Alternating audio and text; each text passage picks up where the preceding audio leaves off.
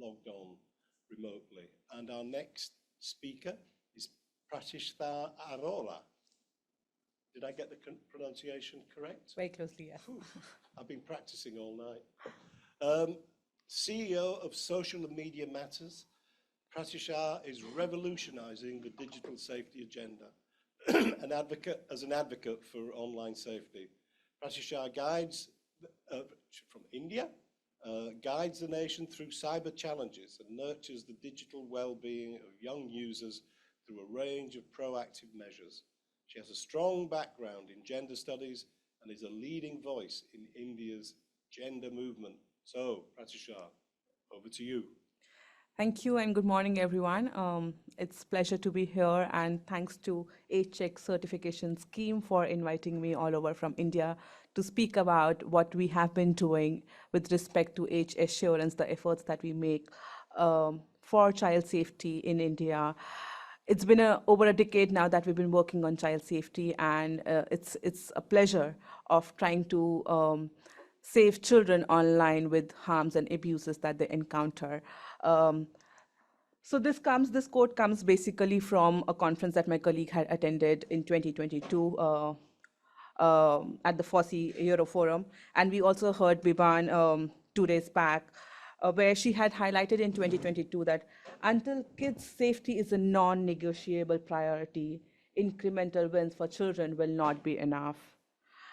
And we will have some keynotes with someone else's voice next year. Unless we keep reminding ourselves of the range of issues, we will never get to solutions.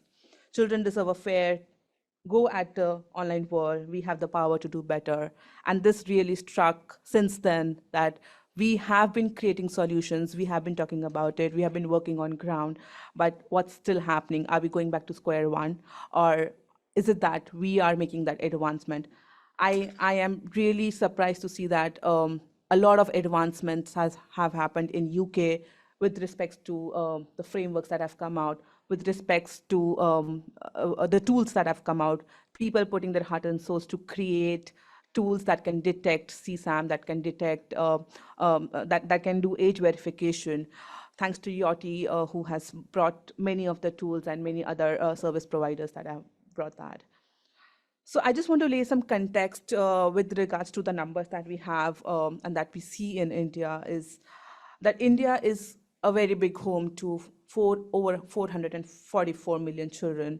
And that's one of the largest population with child and adolescents in India. That's where our worry also comes from, because we have a huge population of children. And also in India, kids are exposed to online risks more than any other country. This was one of the articles that I read very recently. And that is still in my head, that what are the mechanisms that we can bring to protect children online? So in terms of lakhs, we have 24 lakh online child sexual abuse. Tell people what lakh means. That's in million, yeah, that's in million, yes. So yeah. So we see a lot of like there's a gender abuse that also happens with respect to 80% girls under 14 reported in India to have faced child sexual abuse. And I have purposely taken the stats which are from years back so that we can map it out, that how it has been going on since ages. And we still talk about awareness at a lot of levels. With the recent data, if I talk about, this is NCRB is one of the National Crime Records Bureau that gives us the authentic data of what actually is happening with reporting mechanisms. So we see a 32% surge in the cyber crimes that is against children. These are not the only issues that I have limited to, but yes, the ones that I have witnessed, that I have observed, that I've heard from the work that we do, that online grooming, child trafficking, image-based abuse, online gaming, abuses through these channels are really high, but these are not only limited to these themes. So, why I talk about this is that because these are all emerging issues, and we need to again think about that. How are we trying to assure that children are safe online? So that's a continuous thought that keeps provoking me to keep going to bring these intersectionalities, because some of the major factors that we observe is that we have a whole divide of class, caste, gender, also with sexuality, religion, and education. Education to girls with respect is not that high, but we also now have schemes that encourages children to come forward and go to schools, enroll themselves, re-enroll themselves. So the divide is shrinking, but then the divide is still existing. Why I talk about these factors is because India is a home of 806 districts, so we are subdivided into that so many parts, and that also brings to the cultural and the traditional nuances that we talk about, because we are vast with terms of even languages that we have. So these are some of the quotes that I bring from students from schools that we talk to, that we interact with, and the questions that they keep asking post the workshops that we do is that, how does law protect us online? So they have this constant worry of, if we are going online, that how is that the government is taking care of us? How is that? Do we have enough laws in place to protect children online? When I talked about gender divide, one of the girl asked, like, I do not feel safe online. Fair enough. We do get that sense, because children, though, are tech savvy, but then they also have that constant fear of going online still. I can't talk to my parents if anything goes wrong, because we have that divide. We still have that divide of mistrust between parents and students, that they don't feel that comfortable to have that discussion with their parents if anything goes online, and then they do not know where to go, where to have that discussion. Do we have enough people online to interact with? Then again, there is a whole channel of it. Also, the question of that we keep reporting content, but we don't get any solution. So that comes from the lens of child safety over there. Last one, which I missed, is that I've created a fake profile to access Instagram. This is because underage children want to gain that access to internet while they are not eligible, while there are certain controls that are put out to them. So why do we say this, that when we hear children, what more that we hear from is that, and what we have witnessed and observed, that there is a whole problem of using shared devices. The mistrust also comes because children have access to the parents' devices, and parents don't. They have a lack of knowledge of how to control their device, or how to keep it more child-friendly, or with the lens of child safety. So they have open access to all the platforms over there. They can access YouTube, they can access Google, with the algorithms of what parents have been watching out. We don't have sufficient tools to protect children online. Like, I see it in UK, like a lot of even grocery stores have the scanning machines to check and verify if the person who is purchasing any goods is a child or not. We don't have that enough so far. But there are agencies who are trying to develop the tools that can scan and protect children. The cases go underreporting because of the fact that people don't want their family matter, like it becomes a family matter at one point of time, that they don't want people to know that what has happened with anybody in the households or within the families, that a child has been abused, because there is a whole idea of victim blaming. We tell the child it must have been your problem. It is not the problem of what people are thinking out there.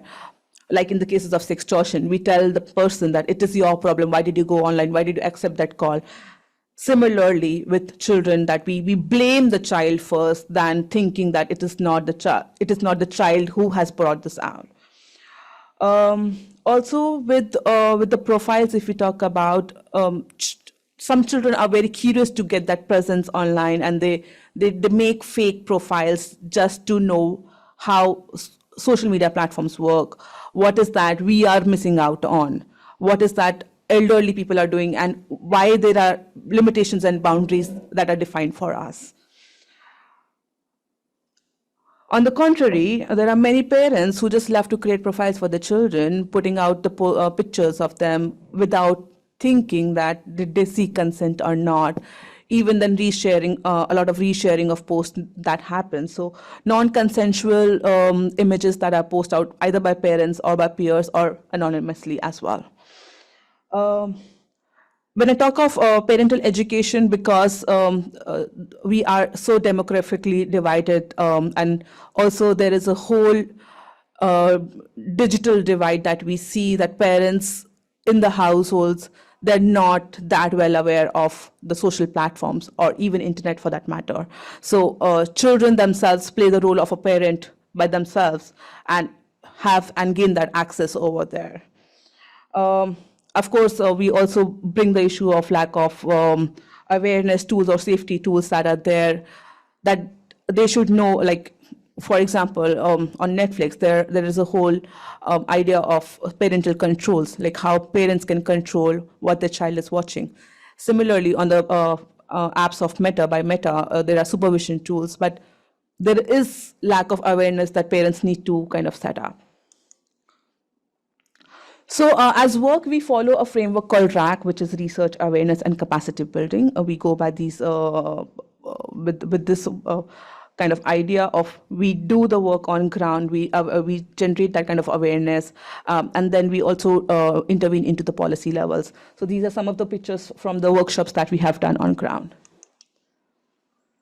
So to more expand on what we do, we also have an initiative where we try to review content for parents, so that so that to build that and also to bridge that the lack of awareness that parents have. So we review content for parents from a child safety perspective, and also make it important that for what age group this is appropriate. So we work on the appropriateness that children can watch content online because it's whole wide.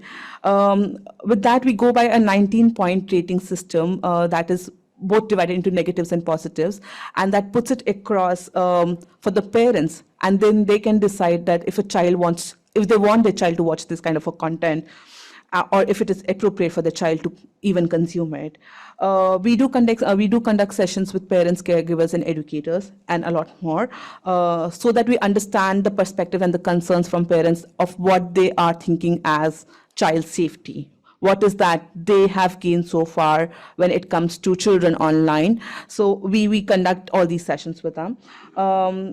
So as part of the ongoing drafting of a law that India is shaping called the Digital India Act, that will be replacing the old Act of Information Technology Act. We have conducted round of focus group discussions with multi-stakeholder groups to get that perspective, to put it down as recommendations for the government to be incorporated while they're still designing the law. These are some other photographs that I want to share, that the roundtable discussions that we do with multi-stakeholder groups, the interaction we do with students in school so that they know well aware of the tools, or we try to create the sense of the using of internet platforms as a positive space for themselves. So what is the approach that we follow is that, we need to have a product that goes by the safety by design framework. Then we need to have policies that are more child-centric. It's not with a wide range, but we have focused with child safety approach. And also we have procedures, like we have enough tools so that we can talk about how we are trying to safeguard our children online. So that's an important section on which I want to just draw attention to, which was also highlighted on day one. The law that enacted last year in August 2023, Digital Personal Data Protection Act, which is very important, which has become very important for all of us because that includes a wide range of implementers over there. So I want to draw a highlight on one section of the law, that is the section 9, that talks about children and their safety as well. So section 9 of this act is most notable provisions and outlines the mechanism through which data fiduciaries are people who are collecting data in any format of children. can process the personal data of children, it requires all data fiduciaries to obtain verifiable parental consent. So why I want to emphasize over here is that any data fiduciary needs to seek that consent from parents now before sharing that data online or with anyone. So without that, if anybody who is resharing data has to pay a high penalty, that is of, in INR, it is 200 crore. So that goes in billions, if I talk about in this currency. So that's a huge amount that even the big tech platforms will have to pay if they are unregulating any sort of content. And any mechanism to fulfill this legal requirement must look to satisfy three elements. A, verify the user's age with reasonable accuracy. So when I was hearing many sessions of with accuracy element, I was surprised to see that there are accuracy levels that are closer to 99.99%. So that level of accuracy is what we are also seeking to when it comes to verifying a user's age. Ascertain the legitimacy of the relationship between the user and the parent and or the guardian, and record evidences of their consent. So everything needs to be recorded and everything needs to be documented under this act which has come out. So like I mentioned that we do a lot of... And does anybody adjudicate or say that's an acceptable method of receiving parental consent, or is that not yet been decided? There are certain exceptions under the law. That's mainly for the government to have that kind of an exception. So people who are on board, they have that exception so far. So with the series of roundtables that we have done, we gathered some recommendations. I just quickly want to read them out. That for many of them, like tech companies, to ensure that children are not exposed to harmful content online. So when it comes to content moderation, we have content that is not inappropriate for children to consume. So some of the most common recommendations that I want to talk about is age verification. Even today, when we sign up on any of the platforms, it does not have any verification methods except putting up of date of birth. So that can be falsely put in, and anybody can create account on any of the platforms. So implement of age verification systems to ensure that children are not exposed to content that is not appropriate for their children. Content filtering, use automated systems. Like we all believe, we are in the world of AI now, and we believe that we have enough solutions, we have enough technical aspects that can filter content which is inappropriate for children. Parental controls, while there is a whole debate between parental controls in India, because it also comes along with the privacy part of children. Children are demanding for more privacy rights. They want that even if we are online, we want our own privacy, and we don't want our parents to sneak into what we are doing. Though the law says that below 18, there is a requirement of parental consent. So that is a whole divide that we are also still struggling with, how we manage that and how we learn from that. Reporting mechanism, it's very low in India, or a lot of matters go underreported in India because people don't know how to report content, or they don't know where the exact tools are that they can report content online. Also, when we talk about privacy protections, ensure that children's privacy is protected online by implementing strong data protection policies, thanks to the law that has come out of the DPDP Act that has come out. And like I mentioned, we are in a phase of drafting Digital India Act. And hopefully all these thoughts that I'm trying to brainstorm and that we have brainstormed will get incorporated when this law is shaped. Last but not the least, that we love doing is education and awareness.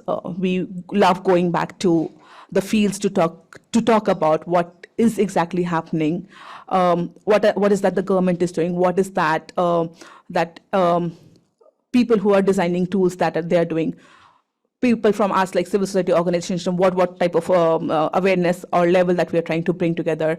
We also created a curriculum specifically for child online safety that we have also proposed to the educational boards to adopt. Yes, the last slide, what the plans that we have ahead in terms of child online safety is that we planned to contribute in the child safety chapter of the Digital India Act. So through these roundtable discussions, we are trying to gather all these recommendations to be put together. We are also in a phase of creating a tool, AI tool that can detect CSAM. It's still under the progress. And we continue with our ongoing efforts of generating that awareness on ground with children, with parents, with educators. And that's it from my side. Any questions? Happy to answer. Yeah. You're creating your own tool to detect CSAM. Yes. Why don't you use PhotoDNA or any of the existing tools? We would love to do that as well, because I don't know how much it is.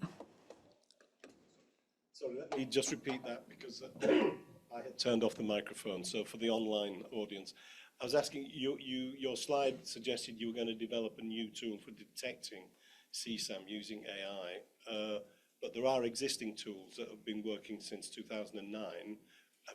Have they been looked at and found wanting, or? Yes, we did take a look at them, because looking into the cultural aspects of India as well, those tools are not fitting into really well into that realm. So we need to have those pointers to be also incorporated while these tools are designed, so that we can look into the cultural context and also the aspect of creating tools. Sorry, my other question, sorry, I'm abusing my position as chair here before I leave to go to chair my next session. Is there a privacy body, an independent privacy body that looks at things like age verification mechanisms and says whether they meet your privacy laws or not? So we don't have any privacy body as such, but there are government representatives who deep dive into it. We have a government body that basically has established a few years ago that looks more into the cyber crimes in India. They are the responsible authorities over there. But as a matter of privacy, there might be an internal board which we are not aware of. Yes. Hello, Patricia. Tremendous to hear the work that you're doing. I wondered if you could tell people a little bit about the network you're setting up with volunteers across India in all the different districts. Thank you. So we plan to have a network in each of the districts in India, so that we can widespread the word that we are doing, and we believe in volunteers joining hands with us. So far we have a network of 50 volunteers that we have created, and by the end of the year I plan to have one volunteer in each district, so that the representation goes stronger. 806 so far. If it further goes down, so I don't know, probably, yeah, more.